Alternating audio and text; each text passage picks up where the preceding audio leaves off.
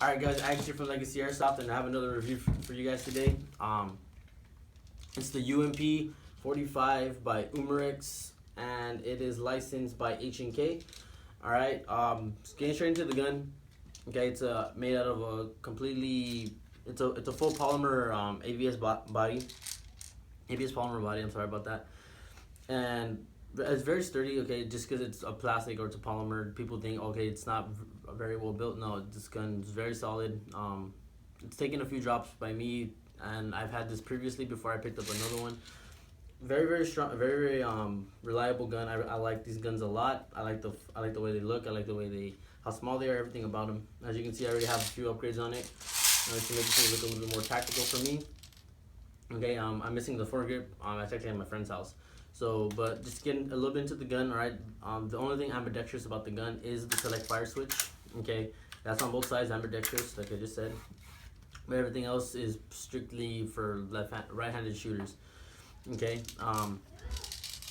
the mag is in high cap. Okay, so the mag that it comes with is high cap, right? They do have a mid cap on the market. I recommend getting mid caps if you do want to pick up this gun. Feeds the BB a little bit better, especially if you're running a 9.6. Better rate of fire on the gun.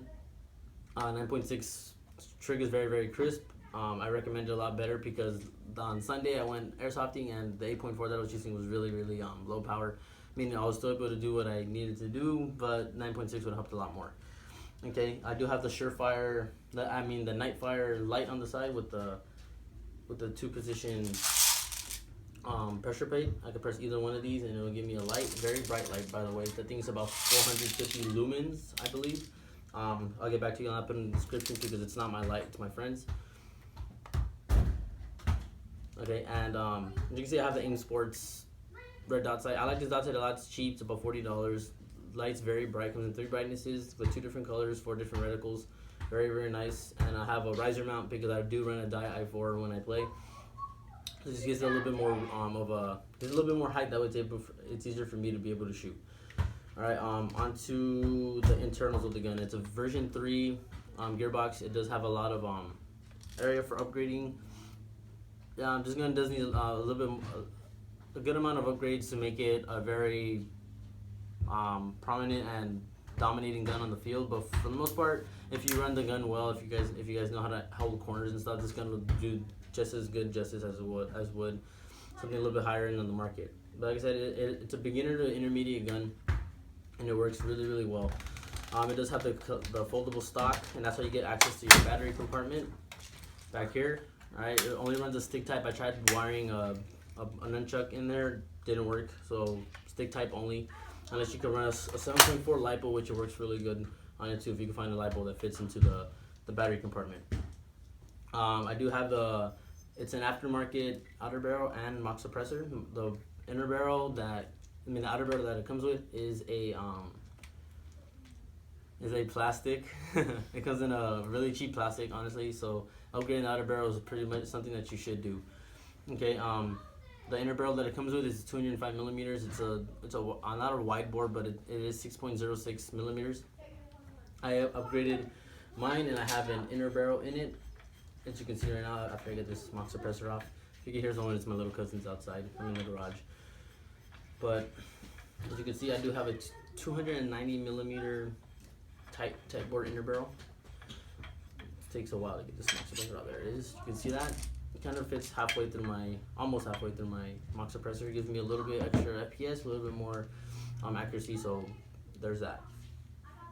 Alright, taking this gun apart is pretty easy. You just need to pop this pin back here, and then once you pop this out, lower the attachments from the upper. Very easy to disassemble.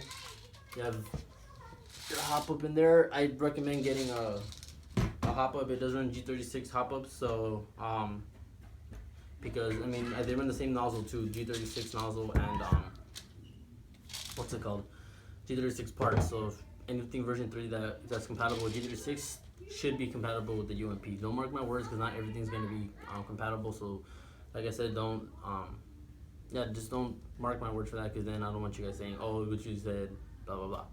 Alright, it does have the quick change spring system in the back. Just pop the pin here. unscrew it. There's another pin inside. You just need to pop that out. Though you could switch from maybe an M100 to I think it's capable of holding up to an M120, if I believe. So don't put anything higher than that. You're gonna fracture your gearbox. Okay. So it does have single and full auto, and I'm gonna go into the shooting portion a little bit later. I'm gonna do a little bit later, but you're gonna see it all in full because my cousins are here. I don't want to shoot when they're around. But overall, I give the gun maybe an 8 out of 10. Very, very solid gun. Yeah, there's not really much else to say about this gun. It's very solid. Don't really have to worry about anything breaking on it. Like I said, it's very well built. So if you're looking to pick one up, I recommend it. They're really nice. They're really light. I say with all my upgrades on it, I'd give it maybe about 6 pounds, which isn't heavy compared to most rifles on the market. Start out about 6 pounds. So just throw that out there, just so you guys know that it is a small platform. So for smaller guys like me that would want something like that. So I'm gonna get into the shooting part right now. Any other questions, you guys can address them in the comment section. I'll go ahead and try to answer you guys as soon as I can. All right. So I'll be right back for the shooting part. All right. Stop it. All right. So this is with the 9.6 nunchuck. Like I said, you guys can't fit this in here.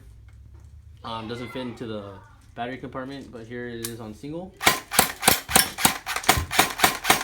And this is on. Let me wind it a bit. This is on full. Alright, I'll turn on the light a bit so you guys can see the BBs and how fast they shoot. So one more time. Single. Full. If you saw some of the misfires, it's because of the mock suppressor. I do have Teflon tape around the inner barrel just to make sure that my inner barrel doesn't wobble too much, but you're not going to get every single BB down. That's going to go straight down the middle. So that's the UMP video, guys. I'll see you guys next time.